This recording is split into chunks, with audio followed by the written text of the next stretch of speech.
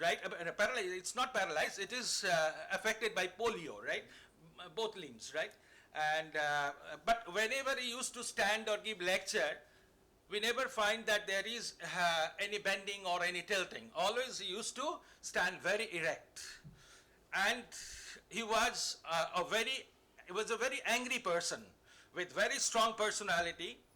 He was very hard externally, but very soft internally. So whenever you go to the inner person, you will find that is a beautiful, soft person, right?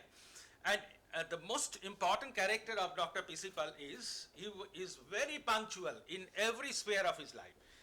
Whenever he used to take his classes, it was sharp at 9, and within 9 you have to attend the class. If anybody comes later, you have to stay outside, right? In that way, he was very punctual in classes. He was very punctual in his chamber also.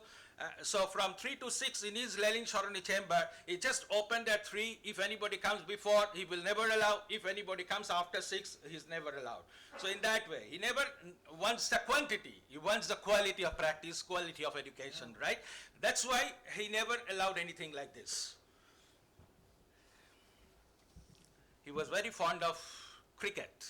So during practice hours, whenever there is some cricket game that is going on, he used to go inside and see the television just to observe the cricket games. And in Dr. P.C. Pal, I find that there was a perfect blend of Metra Medica, perfect blend of the homeopathic philosophy, and at the same time, he had a very good knowledge in practice of medicine, which many a times homeopaths are lacking. So this is very important, and this coordination of these three knowledges, that is very important, because in each and every case, he used to take a thorough case taking. At the same time, he used to physically examine the patient at the end.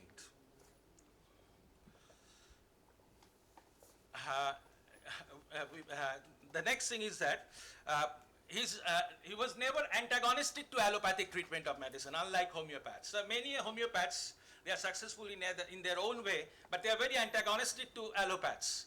But I have never seen that he has any antagonistic or any opposite statement about the allopaths. Even very well-known allopaths, they used to send many incurable cases to Dr. P.C. Pal, and he cured them very successfully. Next is, many well-known pioneer homeopaths are also said that Dr. B.N. Chakraborty, Dr. S.K. Dubey, Dr. Murari Mohan Datto, Dr. Mahendra Singh, so all of them were the students of Calcutta Homeopathic Medical College, and they were the students of Dr. P.C. Pal. And one time at NIH, Dr. P.C. Pal was awarded Professor of Professors. At NIH, Dr. P.C. Pal was awarded Professor of Professors. At that time, I had the responsibility to bring him at NIH. One thing is that whenever the different cases were coming in his chamber, when the patients are coming from the allopaths, so he was happy. But if any case is coming from improper homeopathy, from different homeopaths, because of very high potency, because of repetition of very deep acting medicines frequently, so in these cases, he used to become very angry. At that time, he used to say that these are the cases of I will not mention the name of any senior teacher, but he used to say that if I get any case from him, I become very angry. Why? Because these are the cases of dynamic poisoning. Because these cases are improperly given potency, in higher potency and in repeated doses. So dynamic poisoning, he used to say in these cases because of the improper homeopathy.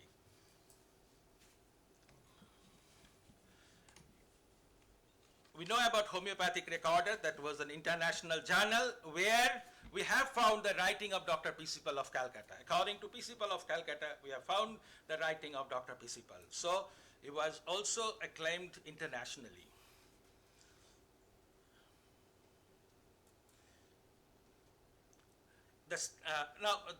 I want to describe Dr. Pal in two different ways. One is how I have got him as a teacher, and how I have got him as a homeopathic practitioner. So as a teacher, so he used to teach us Mitra Medica from the very beginning, and after that, from third year and onwards, he has taught us the organ of medicine or the philosophy, homeopathic philosophy. And he was always in the habit of describing each and every medicine in a very simple way and in a very nutshell.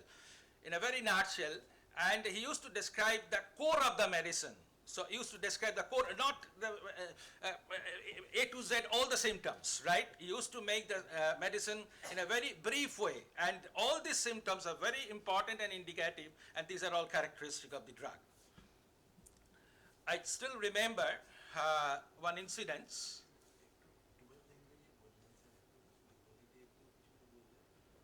Oh.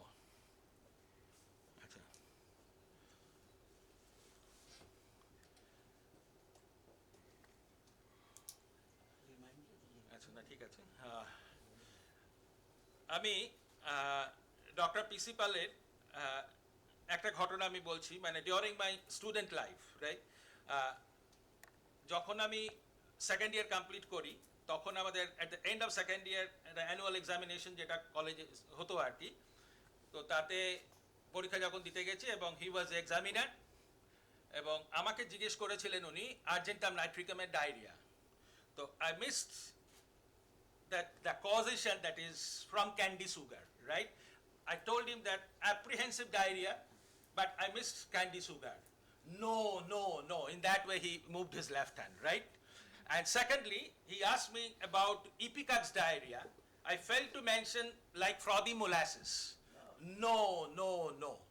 So these are the points he has highlighted. So if it is Ipecax, frothy molasses, you have to mention. If it is argentum nitricum, you have to mention the causation that is candy sugar. So that day I still remember, right? And from that day, I tried to read Mitra Medica in more depth. Now,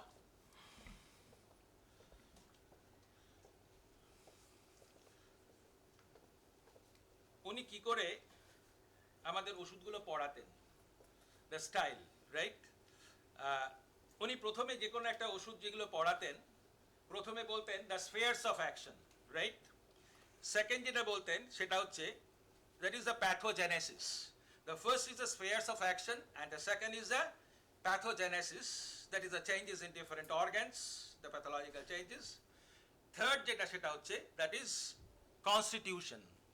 He used to describe constitution commonly under three headings. One is the heat and cold relation, whether the patient is chilly or hot. Secondly, how the patient looks like, kemon dekhte. And third is his miasmatic background, whether the patient is belonging to SORA, non-venereal, or the venereal conditions, that is psychosis or syphilis. Next, after constitution, he used to mention the characteristics of the drugs. The characteristics of the drugs. That is uncommon peculiar characteristics. Now, under which he used to divide it into two parts. One is the general characteristics, the other is the particular characteristics. So under general characteristics, uni mental and physical general gulo uni describe korten, and under the particular symptoms, the rest, right? So in that way, the characteristics was divided into the general one and the particular, and mental included in this general, right? Next is therapeutic methods or different therapeutic indications of the drugs. Different therapeutic indications as regards the different diseases. Third, next is the different child symptoms. Now, child symptoms or old age symptoms or female symptoms, that is not present in all the drugs, right? But if there is any specially mentioning child symptom, then it is coming there, or female symptom, or old age symptom. So in that way, it comes next. Next is the symptoms of modalities, that is the general modalities, the different aggravations and ameliorations. And lastly, he used to mention the relationship of the different drugs. So in that way, he used to prepare a medicine.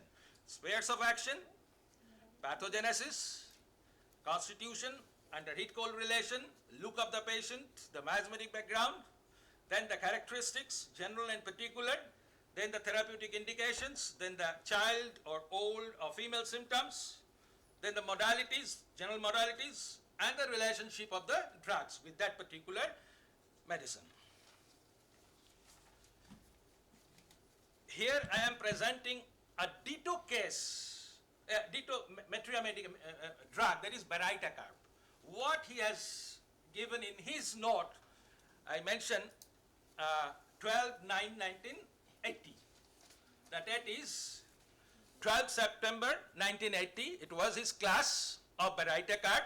And how has given Beritacarb? I'm just reading, you just try, listen it properly. The first is sphere of action, Beritacarb. This, I am matching the style of teaching his Metramedica, right? So the first is the sphere of action. Glands, especially tonsils, then nutrition, then uterus. Exactly what he has given I am telling. I am not adding or subtracting, right? If it is right, if it is, okay. Now glands, especially tonsils, nutrition, uterus, blood and blood vessels, and prostate gland. These are the spheres of action of Beritacarb. Second, pathogenesis. After sphere of action is pathogenesis. Now, inflammation of glands, especially tonsils, which tends to formation of tonsillar abscess,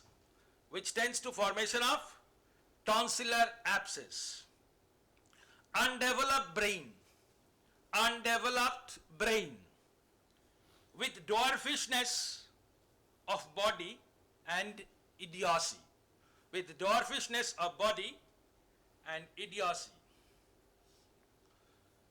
We have seen that he was always in the habit of saying that, oh, Beritacarb for chronic idiocy, and for acute idiocy, you think of Helleborus. For acute idiocy, you think of Helleborus. And I, in my personal practice, have repeatedly proved that how important this Helleborus drug in acute idiocy. So for chronic idiocy, used to prescribe Beritacarb, but if it is acute idiocy, it is Helleborus. Very, very important drug.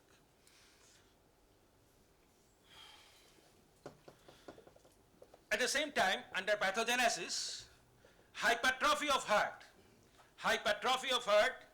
with palpitation, high rise of blood pressure, hypertension, arteriosclerosis with aneurysm, Even there is a tendency to apoplexy.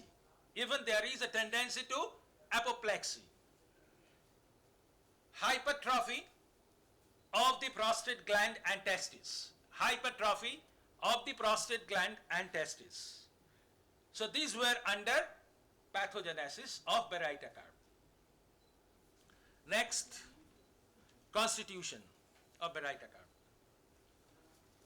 These patients are extremely chilly. They are dwarfish in mind and body. They are tubercular and soric.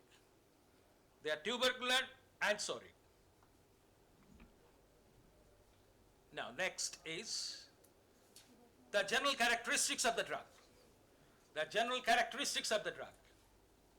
Divided into mind and physical. Now, mind. Under mind, there is idiocy. There is let learning, specially let learner to walk. Deficient memory. Children cannot be taught. They are afraid to strangers. Childish old man. Very important.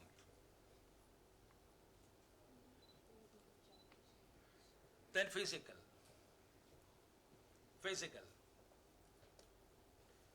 These patients are physically also dwarfish. They are physically and mentally dwarf, we know.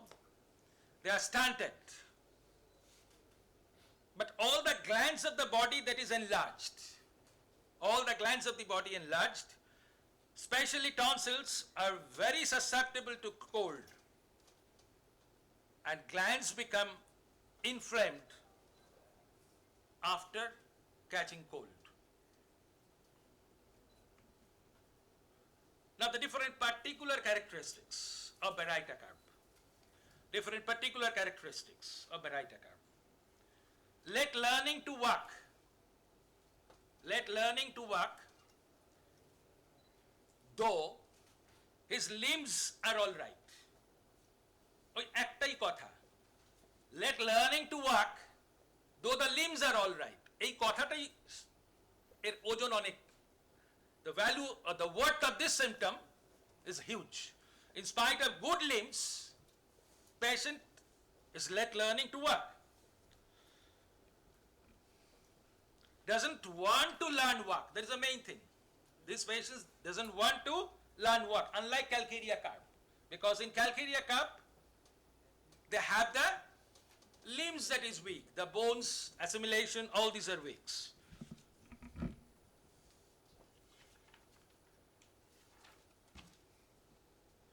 Next, under particulars, tonsils. Tonsils get inflamed and have a tendency to form tonsillar abscess that he has described in pathogenesis after catching cold. And second is salivation during sleep, very important. So salivation during sleep, offensive foot sweat, tonsillitis after checked or suppressed foot sweat. Tonsillitis after checked or suppressed foot sweat. Next is Baryta carp in young girls, Baryta carp in young men, and Baryta carp for old men. So Baryta carp in young girls, they are dwarfish and hysterical girls. They are dwarfish and hysterical young girls having the history of scandal.